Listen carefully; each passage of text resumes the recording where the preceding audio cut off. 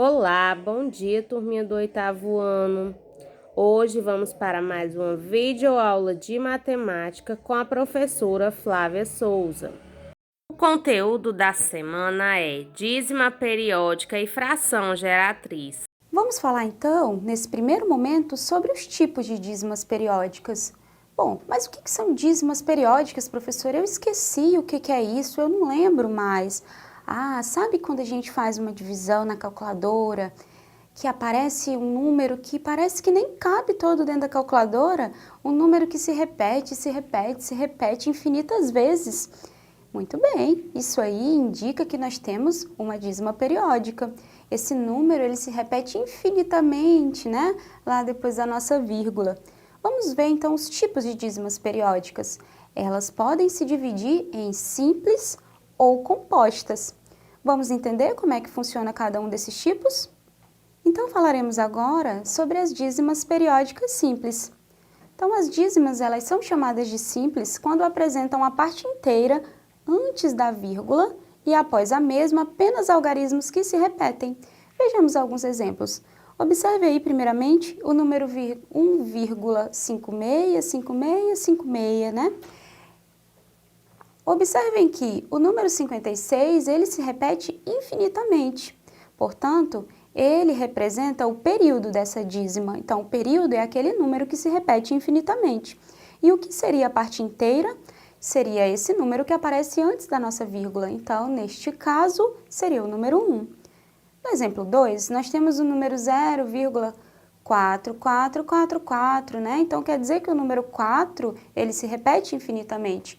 Portanto, ele será o período dessa dízima. E quem será a parte inteira? O número que aparece antes da vírgula, o número 0. Muito bem.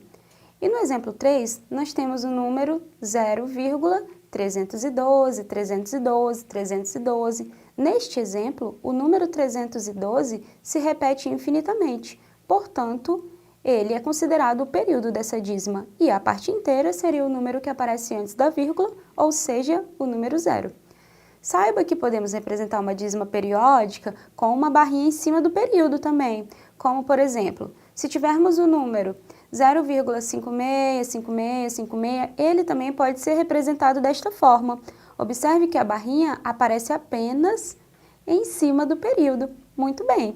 Muito bem, queridos. Falaremos então agora sobre dízima periódica composta. Vamos entender o comportamento dessa dízima. As dízimas são chamadas de compostas quando apresentam a parte inteira antes da vírgula e após a mesma aparece lá um anteperíodo, ou seja, entre a vírgula e o período existe um número que não se repete, conhecido como parte não periódica ou até mesmo anteperíodo. Vejamos alguns exemplos. No exemplo 1, nós temos o número 0,2454545. Observem aí que o número 45 é o período, já que é ele que se repete infinitamente. E o número 2 seria o nosso anteperíodo, é ele que está posicionado entre a vírgula e o período. No exemplo 2, nós temos o número 1,3999999.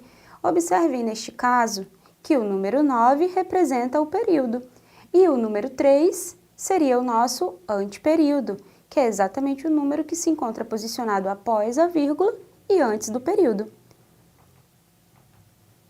Muito bem. Então, atenção! Toda dízima periódica, ela possui uma fração que lhe deu uma origem, chamada de fração geratriz. Na aula anterior, nós vimos que toda fração ela pode ser transformada num número decimal. Agora, nós faremos a operação inversa, né? Nós temos um número decimal, que neste caso é uma dízima periódica, e pretendemos encontrar a fração que o gerou, chamada de fração geratriz. Então, vamos entender como é que isso pode acontecer. A fração geratriz é aquela que dá origem, né? Uma dízima periódica, como eu falei anteriormente. Então, aqui nós vamos dar dicas de como achar as frações geratrizes de dízimas periódicas simples e de dízimas periódicas compostas de uma forma que fique bem prática para você. Veja o exemplo. Nós temos o número 3/9, ou 3 nonos, que é igual a 0,3333 infinitamente. e isso é considerado uma dízima periódica simples. Vamos encontrar, então, a fração geratriz de uma dízima periódica simples? Vamos ver como é que a gente vai fazer isso. Veja o exemplo. Observem aí que nós temos, primeiramente, que observar a parte inteira e o período. Observe que se unirmos a parte inteira com o período dessa dízima, nós teremos o número 0,3, né? Basta colocarmos a parte inteira do lado esquerdo e o período do lado direito. 0,3 é igual ao próprio número 3, então por isso que aí só aparece o 3. E aí nós faremos a parte inteira e o período menos a parte inteira do nosso número, que é apenas o 0. Por que o número 9, professora? Porque quando nós temos apenas um algarismo no período, no denominador vai ficar sempre o número 9. Se nós tivéssemos 2 algarismos no período, nós colocaríamos no denominador o número 99. Então, fazendo essa diferença, essa subtração, nós temos um resultado igual a 3. 3 sobre quem? 3 sobre 9. Com isso, encontramos a nossa fração geratriz. Vamos ver um outro exemplo? Observe comigo o número 2,13, que se repete infinitamente. Observe que se unirmos a parte inteira e o período, teremos o número 213. Bom, nós pegaremos este número e faremos a subtração 213 menos a parte inteira, que é representada pelo número 2.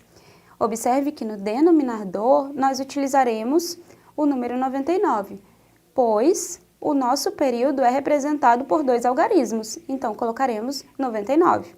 Fazendo essa subtração, nós temos igual ao número 211, 211 sobre 99. Essa é a nossa fração geratriz da dízima periódica apresentada.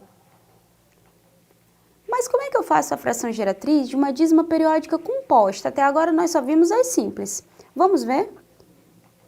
Olha no exemplo, nós temos aí o número 1,45555. Observe que isso representa uma dízima periódica composta, pois nós temos um anteperíodo que aparece depois da vírgula, que é o número 4. O que a gente vai fazer? Nós vamos pegar todos os números que não se repetem, no caso o 1 e o 4, e vamos juntá-lo ao período. Então, juntando o número 1, o número 4 e o número 5, que representam o período, teremos o número 145. E faremos a subtração, a diferença, né, pelo número que não se repete. Ou seja, apenas o número 14, né? Nós temos o algarismo 1 e o algarismo 4, que representam os números que não se repetem. Muito bem. E o que eu vou colocar embaixo, professora? Bom, se no meu período tiver só um algarismo, então eu vou colocar o número 9. Se tiver 2 algarismos, eu vou colocar 99. Neste caso, eu tenho um algarismo só no meu período, então eu vou usar o número 9. Só que eu não usarei apenas ele, eu usarei alguém ao lado dele também. Então, eu vou observar o algarismo que não se repete. Observe que nós temos um algarismo que não se repete depois da vírgula. Portanto, eu utilizarei ao lado do 9 o número 0. Então, faremos a subtração de 145 menos 14, que é igual a 131, como aparece na tela, sobre 90. Essa é a nossa fração geratriz do número decimal aí apresentado, que no caso é uma dízima periódica composta. Faremos uma retomada agora. Lembre-se, o que a gente estudou hoje? Hoje nós estudamos sobre as dízimas periódicas simples e compostas, não foi? Que é a forma de classificação dessas dízimas. E estudamos também que todas as dízimas, simples ou compostas, sempre possuem uma fração geratriz que as representa. Muito bem. Turma, a nossa aula vai ficando por aqui. Espero que tenham gostado e compreendido o assunto. Logo mais estarei postando atividade no grupo de WhatsApp. Qualquer dúvida é só perguntar.